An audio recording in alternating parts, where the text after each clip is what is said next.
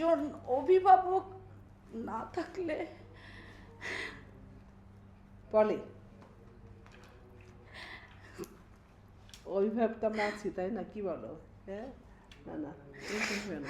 না, একটা অভিভাবক না থাকলে একটা পরিবারে কি হয় সেটা জানি। এটাও আমার জন্ম এখানে মানে অনেক ছোটবেলায়। আবেগ দিয়ে নয়, বিবেক দিয়ে আমরা আমাদের যোগ্য প্রার্থীকে ভোটে জয়যুক্ত করব। একজন শিল্পী হিসাবে বলবো যে সুন্দর আচরণ, সুন্দর ব্যবহার একটি মানুষের সম্পদ সঞ্চয়, যেটা কিন্তু টাকা দিয়েও কিনতে পারা যায় না। আমাদের এবার শিল্পী সমিতির প্রধান স্লোগানই থাকবে আবেগ দিয়ে নয়, বিবেক দিয়ে আমরা আমাদের যোগ্য প্রার্থীকে ভোটে জয়যুক্ত করব। আর রোজিনা আপুর সাথে একটি কথা আমি শেয়ার করি। আপুর বাসায় সেদিন জন্মদিন ছিল, সবাই আমরা অনেক তারকারা ওখানে সমাগম হয়েছে, আপুর কেক কেটেছি এবং আমি মনে মনে ডিসিশনই নিয়েছি যে যদি রোজিনা আপু দাঁড়ায় তো আমি হয়তো বা তার পাশে দাঁড়াবো। তো আপু মোটেই চাচ্ছিল না যে ভোটে এবার ইলেকশন করবে, বাট আমি আমি আমার হাজবেন্ড আরও সবাই মিলে তাকে অনেক রিকোয়েস্ট করছি, তাকে মানানোই যাচ্ছে না। পরে আমি কি করছি, আপু একটা চুমা দিছি, আপু বলে কি আচ্ছা ঠিক আছে ঠিক আছে করব। এই হচ্ছে আপু। আমি শিল্পী সমিতির একটি ঐতিহ্য আছে, শিল্পী কথাটার ওজনটা অনেক উপরে। শিল্পীদের জন্য পুরো বাংলাদেশের আনাচে কানাচে মানুষ আমি দেখেছি হুমড়ি খেয়ে পড়ে। সেই শিল্পী সমিতির শিল্পীদের নিয়ে যখন একটি ইলেকশন হয় তখন অবশ্যই সেখানে যারা অরিজিনালি শিল্পী, পর্দায় যাদের দেখে স্বপ্ন দেখে বাংলাদেশের জনগণ, তারা যখন ইলেকশনে পার্টিসিপেট করে তো নিশ্চয়ই সেই প্যানেলটি অবশ্যই অনেক তাৎপর্যও থাকে, মাধুর্যও থাকে এবং জাঁকজমকও থাকে। তো শিল্পী সমিতির যে শিল্পীর তাৎপর্যতা সেটার বহিঃপ্রকাশ হচ্ছে আমাদের রোজিনা আপু। রোজিনা আপু অসংখ্য সিনেমা আছে, কিংবদন্তি।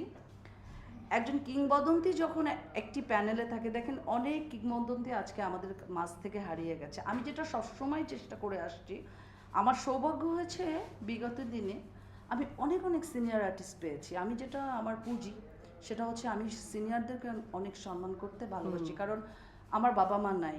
আমি জানি আমি আমি জানি একজন অভিভাবক না থাকলে বলে অভিভাবক তো আমরা আছি, তাই না? কি বলো? হ্যাঁ, না না, এরকম হয় না। না, একটা অভিভাবক না থাকলে একটা পরিবারে কি হয় সেটা জানি। এটাও আমার জন্ম এখানে মানে অনেক ছোটবেলায়, এখানে আমার বেড়ে ওঠা।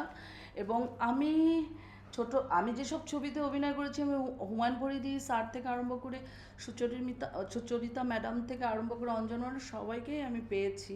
তো যতদিন অঞ্জনা ম্যাডাম ছিল, যারাই সিনিয়র ছিল, আমি সবসময় চেষ্টা করেছি তারা যখন আসে তো অনেক জুনিয়রদের দেখি যে তারা একটা ভাব দেখায়, তাদেরকে ওরকমভাবে কথা বলে না, মানে একটা ভাব, ওই ভাবটা কখনো আমার ভিতর ছিল না। আমি সবসময় চেষ্টা করি যারা সিনিয়র আছে তারা যখন থাকে আমি সব ভুলে যাই, আমি তাদের এন্টারটেনমেন্ট করতে ব্যস্ত থাকি, কারণ তারা মানে এই জায়গাটায় এসে বোরিং না ফিল করে। সো সেখান থেকে আমার এখানে আসা এবং আমি সবসময় সিনিয়রদের পাশে থাকি এবং ভালোবাসি। আমি রোজিনা আপুকে অনেক ভালোবাসি, অঞ্জনা আপুকে অনেক মিস করি এবং যখনই আমি কোনো সিনিয়র দেখি আমি চেষ্টা করি আমার সম্মানের সর্বোচ্চ তাদেরকে দিতে। আর অনেকে অনেক কথা বলে আমরা প্রচারের আশায় এখানে ইলেকশন করতে আসছি, নট লাইক দ্যাট। আসলে এখন চলচ্চিত্রে যারা প্রকৃত শিল্পী খুঁজে পাওয়া বড়ই মুশকিল, সেখান থেকে একজন রোজিনা আপা আমাদের মাঝে আছে, আমরা আছি, জয় চৌধুরী আছে, শিবা শানু আছে। শিবা শানুর সাথে ও 98 সালে এখানে চলচ্চিত্রে এসেছে এবং আমি এসেছি 2000-এ। আমরা একসাথে অসংখ্য ছবি করেছি। জয় উদীয়মান চলচ্চিত্রের হিরো। আজকে আমি আপনাদের সামনে বলতে চাচ্ছি যে অথেন্টিক শিল্পী যারা, শিল্পী সমিতির একটা তাৎপর্যতা আছে, একটা ঐতিহ্য বহন করে, ওই প্যানেলটিকে জানি জয়যুক্ত করে সবাই যারা এখানে 573 জন সদস্য আছে। আমি আপনাদেরকে বলবো আপনার ভোট আপনারা দিবেন, যাকে খুশি তাকে দিবেন, কিন্তু শিল্পী সমিতির যে একটা উম, একটা যে জাঁকজমক, যা শিল্পীদের জন্য যে সারা বিশ্ব তাকিয়ে থাকে, বাংলা ভাষাভাষীরা তাকিয়ে থাকে, বাংলার আনাচে কানাচে যারা শিল্পীরা হচ্ছে তাদের মনের রানী, আমার মনে হয় এরকম একটি প্যানেলই আমাদের আসা উচিত, অ্যাটলিস্ট বাংলার মানুষ যাদেরকে চিনে। ধন্যবাদ সবাইকে, আমি একটু ইমোশনাল হয়ে গেছিলাম। আচ্ছা, আপনারা সবাই আমার জন্য দোয়া করবেন, আমাদের প্যানেলের জন্য দোয়া করবেন, শিবা শানু, জয় চৌধুরী প্যানেলের 21 জনের জন্য দোয়া করবেন। আমরা আপ্রাণ চেষ্টা করব ভোটারদের কাছাকাছি পৌঁছানো, জানি না কতটুকু পারবো, বাট চেষ্টার কোনো ত্রুটি থাকবে না।